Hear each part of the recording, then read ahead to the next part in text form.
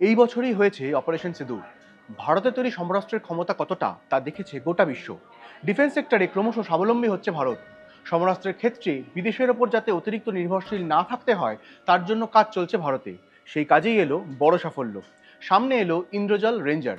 তৈরি করেছে ভারতেরই একটি সংস্থা। তাদের দাবি এটি ভারতের প্রথম অ্যান্টি ড্রোন পেট্রোল ভেহিকল, যা সম্পূর্ণ এআই প্রযুক্তির মাধ্যমে কাজ করবে। কিন্তু এই ইন্দ্রজাল রেঞ্জার আসলে কি?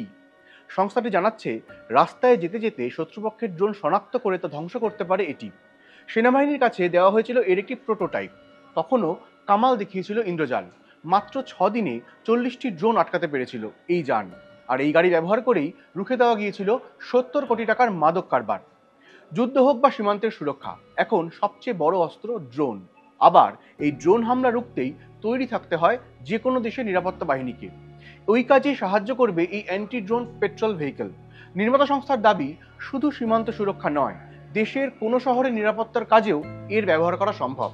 এক ঝলকে দেখে নেওয়া যাক ইন্দ্রজালের অ্যান্টি ড্রোন পেট্রোল ভেহিকেলে কি আছে। চলন্ত অবস্থায় ড্রোন শনাক্ত ও নজরদারি করতে পারে। রয়েছে global navigation satellite system, radio frequency jamming এর মতো প্রযুক্তি। এআই পাওয়ার্ড কমান্ড সিস্টেমও রয়েছে এতে। 10 কিলোমিটার ব্যাসার্ধের মধ্যে থাকা কোনো ড্রোন শনাক্ত করতে পারে এই যান। 4 কিলোমিটার পর্যন্ত ড্রোনকে দখলে এনে নামিয়ে দিতে পারে।